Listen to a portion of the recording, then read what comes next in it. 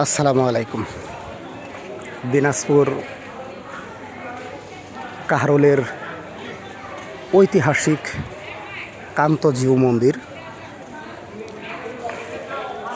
বাংলাদেশের যে স্থাপত্য শিল্পগুলো আছে এর মধ্যে এইটা অন্যতম একটি স্থাপত্য শিল্প। এই ভবনটি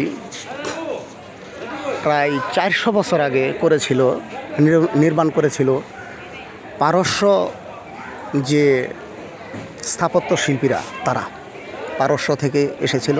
পারস্য মানে ইরানের যে মিস্ত্রি আর কি, রাজমিস্ত্রি, তারা কাজটা করেছিল। দেখুন কত সুন্দর।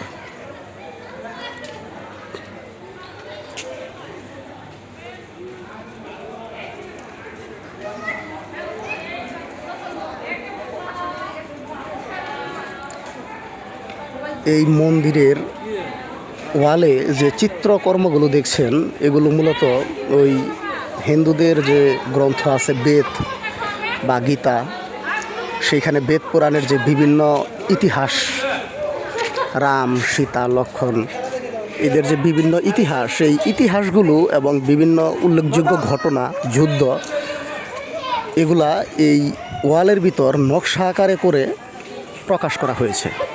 এটা কিন্তু একটা অ্যামাজিং বিষয়। একটা ধর্মের ইতিহাস, ঐতিহ্য, উৎপত্তি, সংস্কৃতি ওয়ালে করা, এটা অনেক বড় একটা কাজ। এই ধরনের কাজ এখনকার যে মিস্ত্রি আছে তারা কখনোই করতে পারবে না।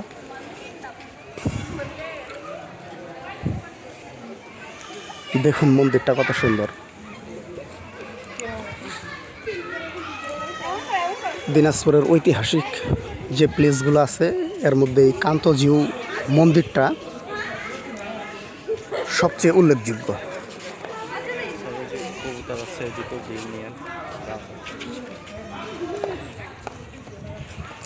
প্রতিদিন শত শত দর্শনার্থী এই মন্দির দেখার জন্য আসে। এই মন্দিরের পাশে একটা কামরাঙ্গা গাছ দেখেন। কামরাঙ্গা গাছে অনেকেই যার যার মনের বাসনাগুলো মনে মনে নিয়ত করে লাল সুতা গাছে বেঁধে দেয়। এটা ওই হিন্দু ধর্মাবলম্বী যারা, তারা আসলে এগুলা করে। অনেকেই দেখেন যে এখানে সিঁদুর মিদুর, নারিকেল ঠারিকেল ফাটা, এগুলো আর কি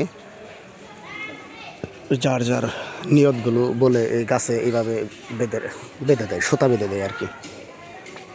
এই যে একজন মুরব্বী এই সুতা মোতা বিক্রি করে, দেখতেছেন চেয়ারে বসে আছে।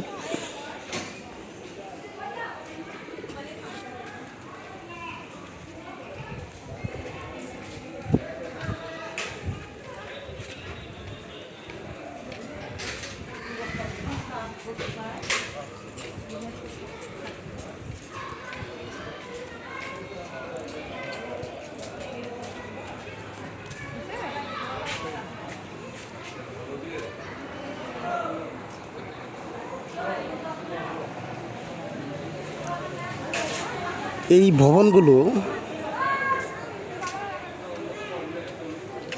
এতটাই শৈল্পিক যে এখনকার হাজার হাজার কোটি টাকা খরচ করেও যদি ভবন নির্মাণ করা হয়, হয়তো ওই ভবনগুলো একটু আধুনিক স্টাইল বা খুব উঁচু হবে, কিন্তু আসলে এইরকমভাবে নকশা কাটা এটা সম্ভবই না।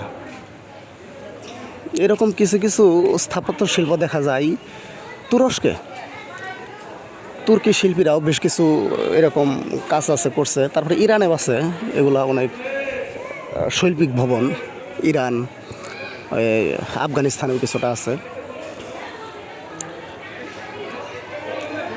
আধুনিক ভবনগুলো ইদানিং গড়ে উঠতেছে দুবাই, কাতার, কুয়েতে। আপনারা দুবাইয়ের বিভিন্ন ভবন দেখতেছেন। ভবনগুলো উঁচু, সুপ্রাচীন, লাইটিং করা ঠিক আছে, কিন্তু এই ভবনগুলোর ভিতরে যে শৈল্পিক কারুকার্য ও সৌন্দর্যমণ্ডিত আছে, ওই দুবাইয়ের ভবনগুলোতে কিন্তু এগুলো পাবেন না। দুবাইয়ের ভবনগুলোতে, কুয়েত, কাতারের ভবনগুলোতে আধুনিকতা, কিন্তু শৈল্পিক যে একটা কারুকাজ বা শৈল্পিক বিষয়টা, এটা নাই আর কি। সকলকেই ধন্যবাদ। আপনাদের দিনাজপুরের ঐতিহাসিক কান্তজিউ মন্দিরটি আমি দেখালাম। আমার জন্য দোয়া করবেন। আসসালামু আলাইকুম।